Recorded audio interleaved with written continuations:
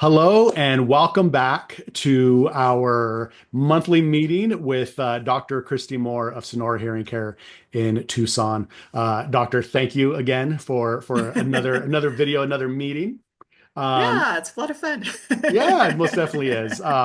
Okay, so this time we're going to kind of dive into the insurance, right? The big question Yeah, that a lot of people have. Do you accept it? But you're going to dive much deeper right. for us. So I guess the first thing we're going to look at is, I guess, the secondary insurance options for hearing aids. I'm assuming this is similar to like, when people have the secondary insurance like Aflac, but is this something specific for hearing aids? So let's dive in. When we talk about secondary insurance, we're talking about mostly those that have Medicare, traditional Medicare as their primary insurance, and then they have a supplemental or secondary insurance that picks up what Medicare doesn't. And so those insurances can be pretty much any commercial insurance plan. So any commercial plan that you're familiar with, whether it's like United Healthcare, Blue Cross Blue Shield, Humana, Aetna, all of those can offer a supplemental insurance to Medicare beneficiaries. And so some of those benefits or some of those insurances may have a hearing aid benefit. Most often, they're usually a discount program. So really, it's on the onus of, I guess, of that secondary, or I guess the person looking for the secondary insurance to really do their research. Or you as a Right. professional, are there ones that you can, let's say, that you're recommending because you've worked with them before and kind of make it easier for a potential client or your existing clients to really find that one that's going to work with your firm? Yeah, exactly. So, I mean, a lot of secondary insurances do not have hearing aid coverage. They'll follow Medicare guidelines. So they may just not have it as a benefit at all. I always tell my patients, pick whatever is going to work best for you in the majority of your healthcare. And just know that maybe like when it comes to hearing aids, we know Medicare, traditional Medicare doesn't have coverage. Most supplementals follow Medicare. So they're also not going to have that coverage. So hearing aids may in fact be an out-of-pocket expense.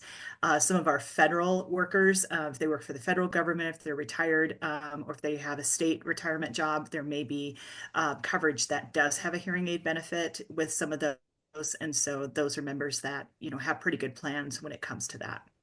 Are there secondary options that say, hey, this is for, hearing aids or, like Humana or anything else like that I've heard of that specifically target, older individuals or, Right. retirees. Is there any kind of options that offer that? Well, then you're kind of getting into maybe the Medicare Advantage plans, which are kind of a Part C type of Medicare. So that's a Medicare coverage that also combines a supplemental coverage into one plan. So those are often what you see like with Humana or Aetna or Ambetter, Blue Cross, Cigna. Those all have Medicare Advantage plans.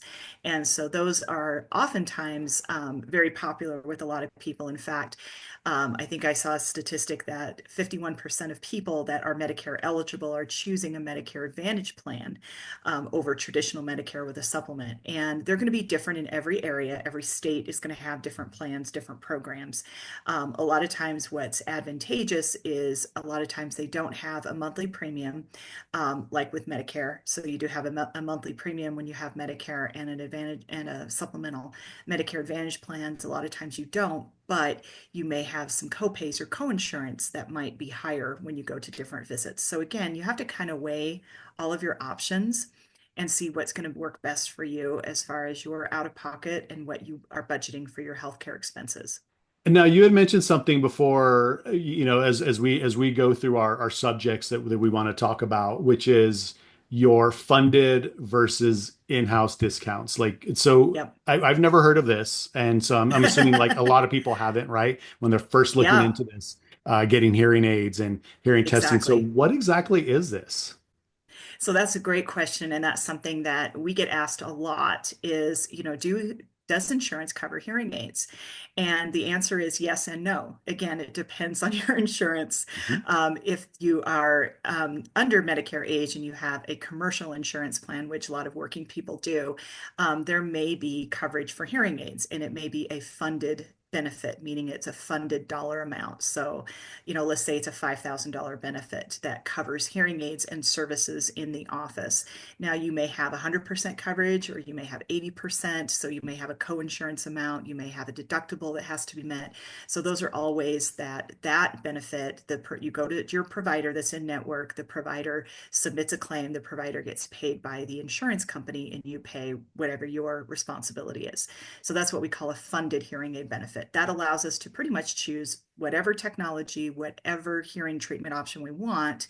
And then you, as the patient, can decide how much you want your expenses or out of pocket to be.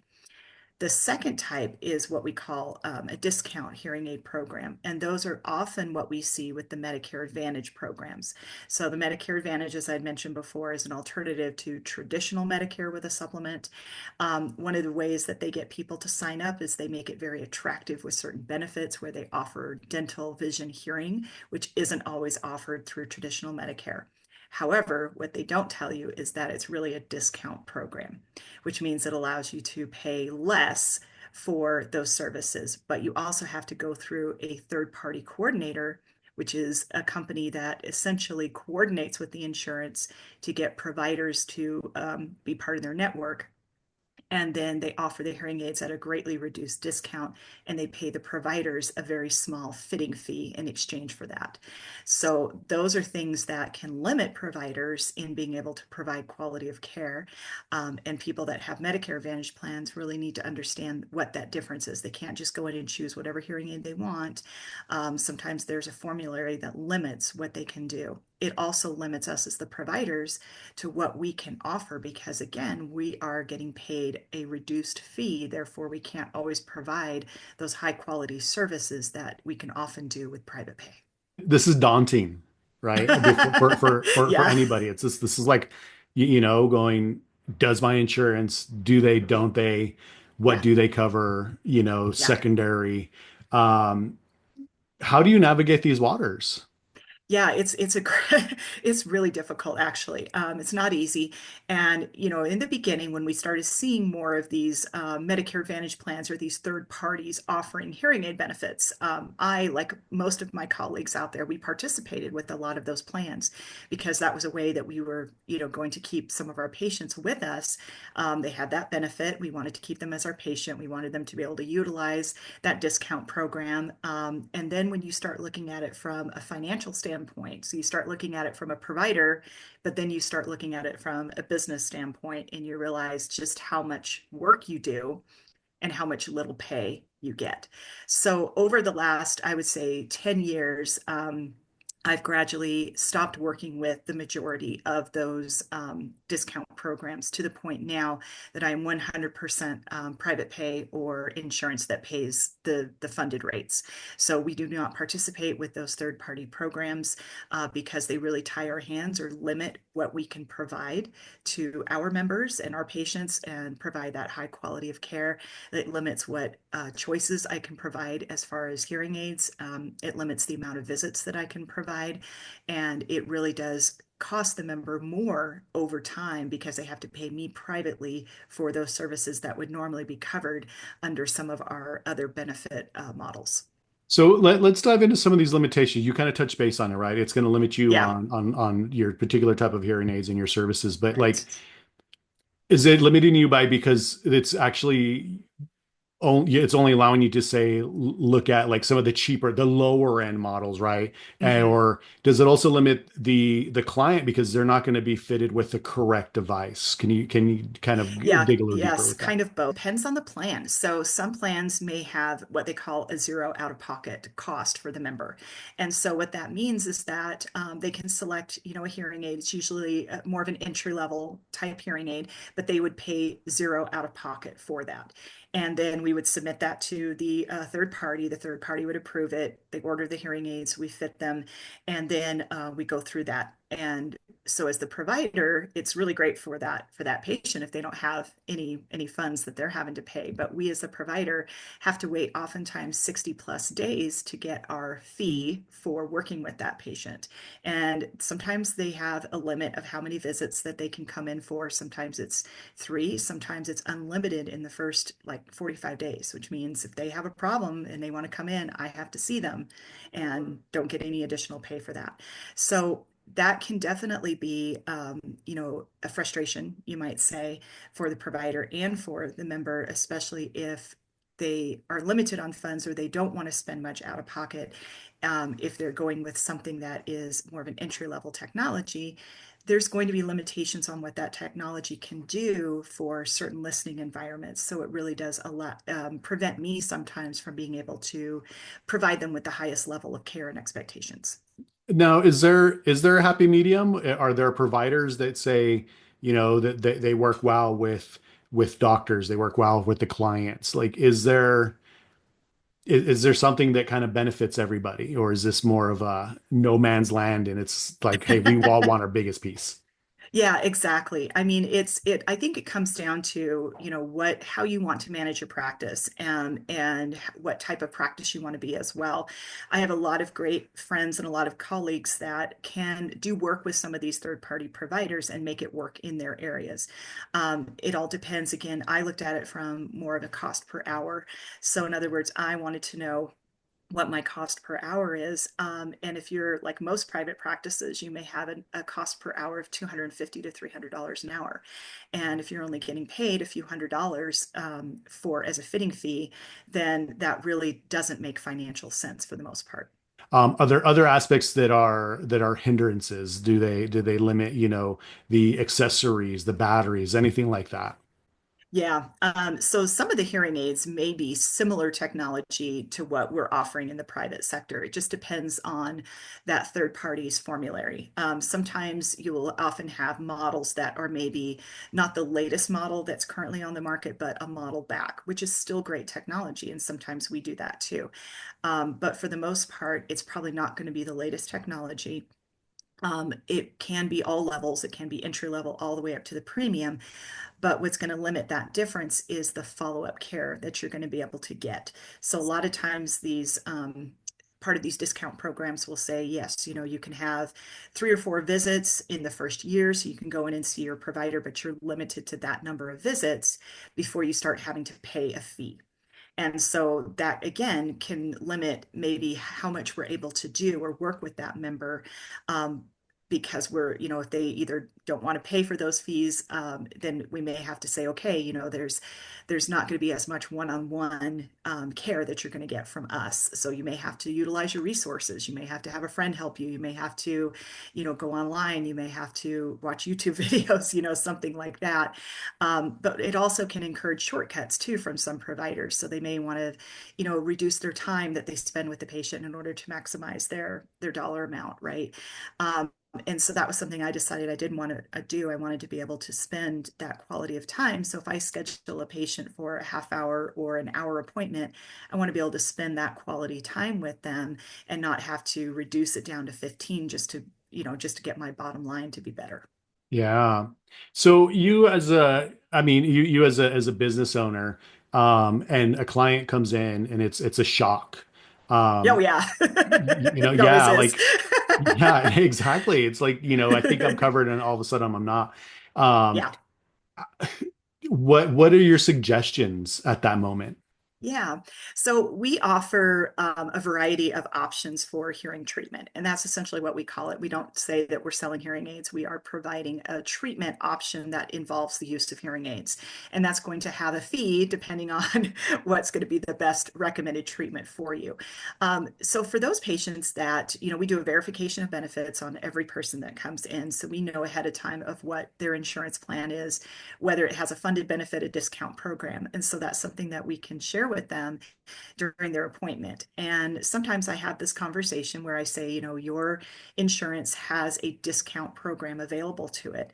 However, that means that you can get a greatly reduced amount or pay a greatly reduced amount towards your hearing treatment. However, that's a program that we don't participate with.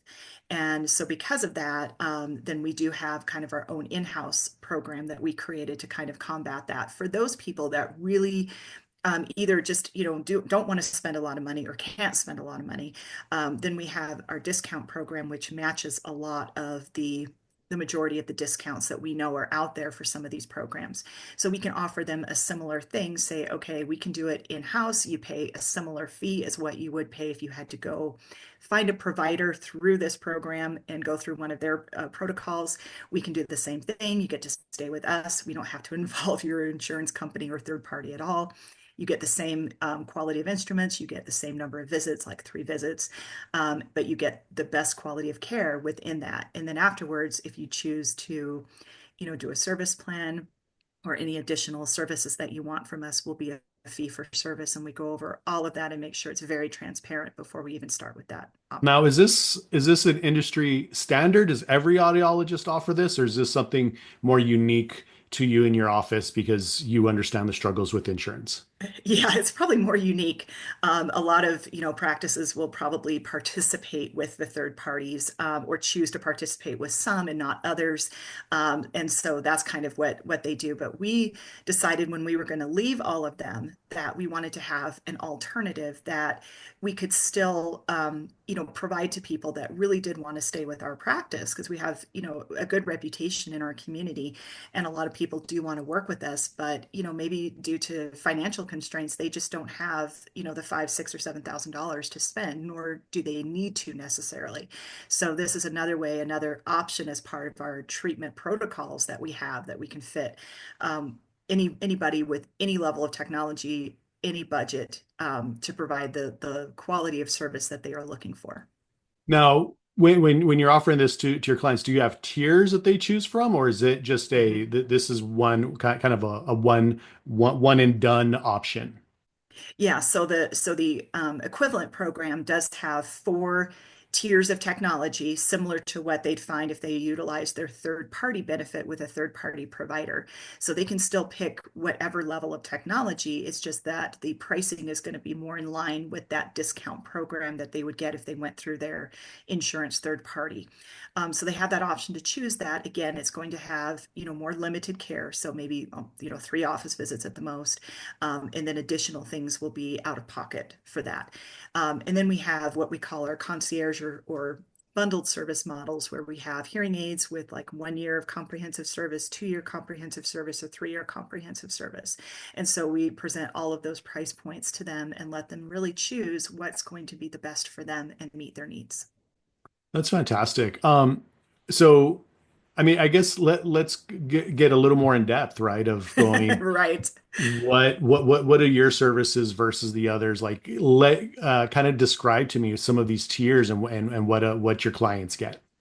Right. So typically when we're talking about if someone is purchasing directly through us, whether they are private pay, paying us completely out of pocket, or they're utilizing a funded benefit with private pay, they have the option to choose whatever hearing technology they want to, the hearing aids. So whether they go with something that's more of an entry level or whether they go with something that's more high-end premium level, they can then choose how much service in the office they want to have with that.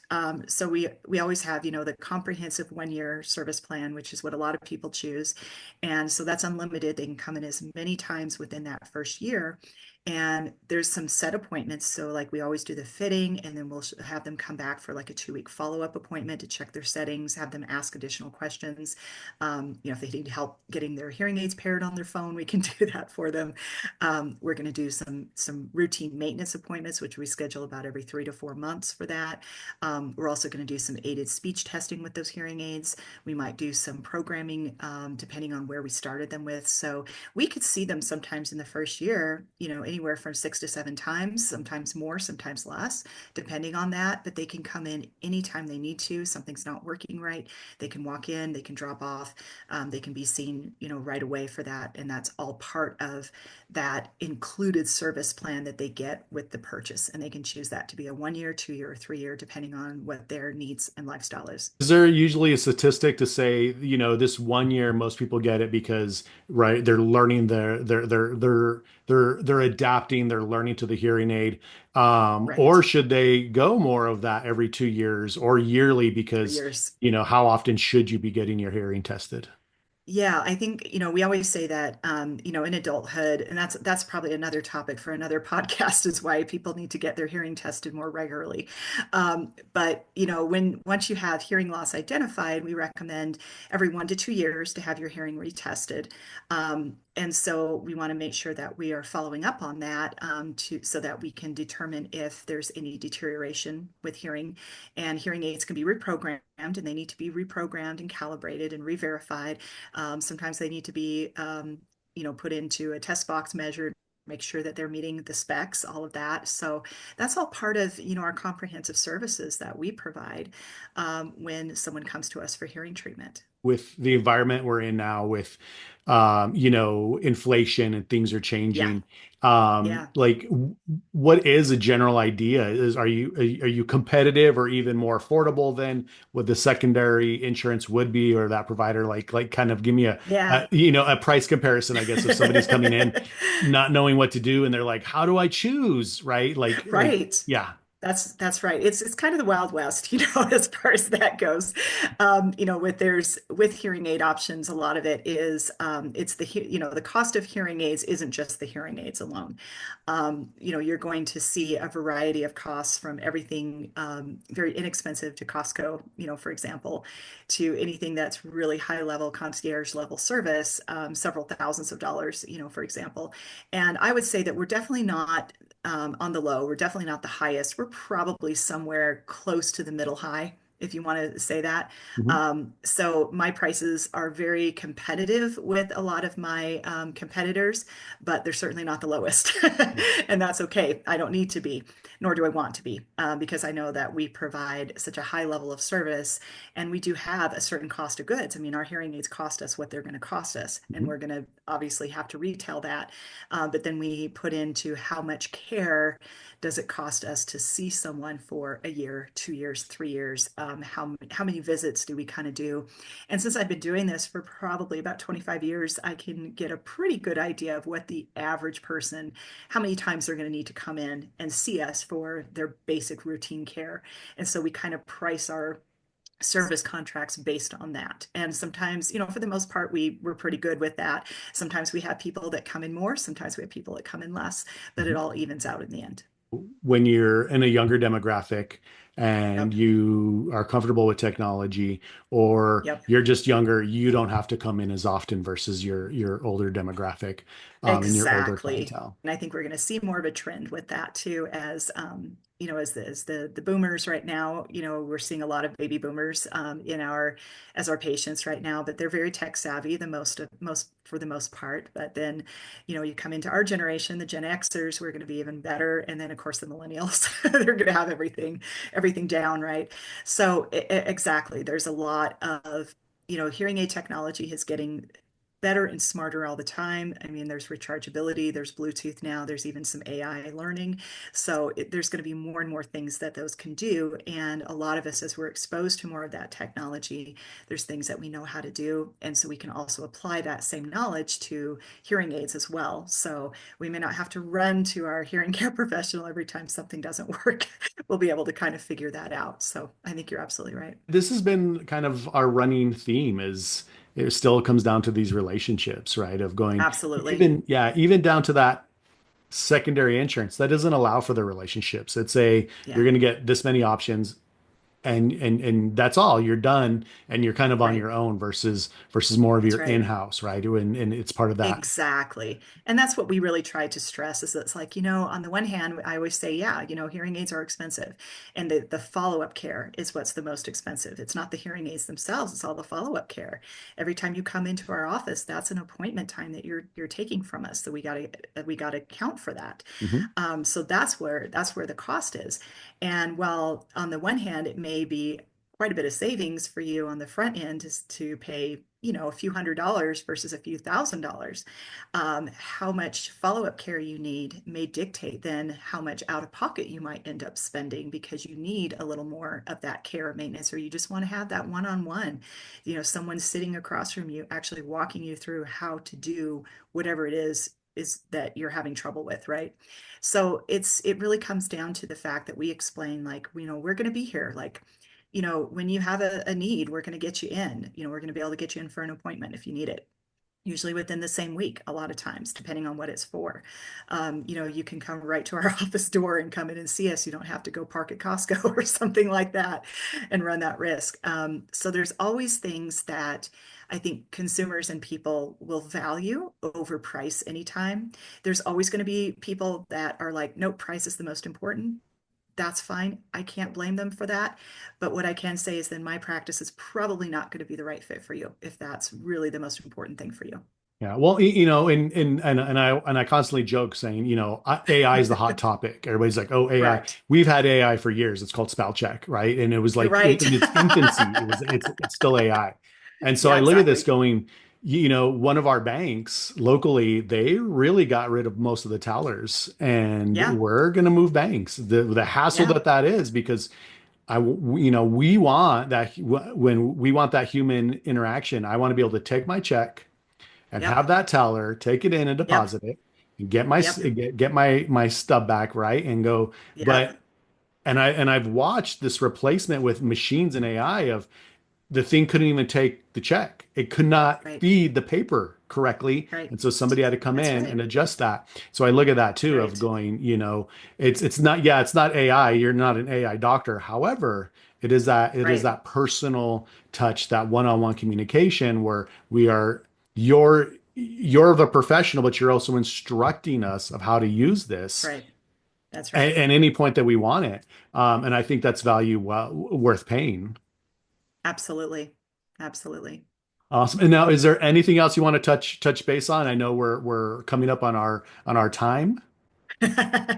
No, I mean, I think that, this was a good topic and it's one that we get a lot of and we will continue to get questions because insurance is something that is always going to be, telling a story, you might say. That's what I like Mhm. to say, telling a story and saying, yeah, we provide these great benefits. And until we kind of get through that mud, you might say, and say, well, yes, however, here's what more the truth is. Then I Yes. think we're still going to get, those people wondering like, well, but I can spend so much less if I go here. Yeah, you can.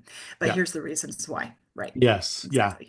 Um, so as a new patient or even an existing patient who may not be aware of your in-house discount plan, how can they contact you and how do they learn about this plan? Absolutely. So, you can make an appointment anytime. We're located in Tucson, and we're actually going to be moving our practice soon in the next few months. So we'll have a new address for that. But right now you can reach us by phone, 520-881-8740. Our website is sonorahearingcaretucson.com. We're also on Facebook and Instagram, LinkedIn, Twitter. So you can reach us on all the socials as well. Fantastic. Dr. Moore, thank you very much for your time. And viewer, you have a great week, and I hope this video was helpful. Bye. Right. Thanks. Bye.